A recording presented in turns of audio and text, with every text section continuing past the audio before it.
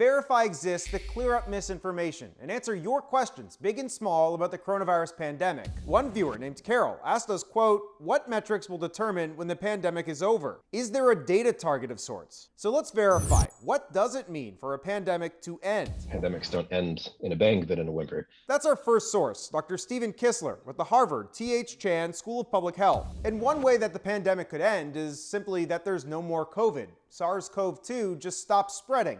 But our experts say that this one is pretty unlikely. So instead, what I think we'll be looking for is something where COVID poses a similar risk on the population level as other things that we're familiar with. Flu is another really good example here, where we have enough people vaccinated, where we've especially vaccinated the most vulnerable to severe infection, to severe disease and death. Dr. Linda Nabha, an infectious diseases expert from the University of Pittsburgh, agrees. Infection rate, hospitalizations, and deaths are sort of the three major endpoints we look at, in addition to what we've talked about before is herd immunity. Herd immunity is when enough of the population has been vaccinated to protect those who haven't been. And really, our experts say that the end of the pandemic will depend on where in the world you live. Here's an example. Let's take these two infectious diseases, HIV and tuberculosis. The WHO says that 1.5 million people still die from TB every year. And in 2019, almost 700,000 people died of HIV-related causes. Dr. Kissler believes that they're both still pandemics, but they're mostly affecting low to middle income countries. I think that may be what we transition into, where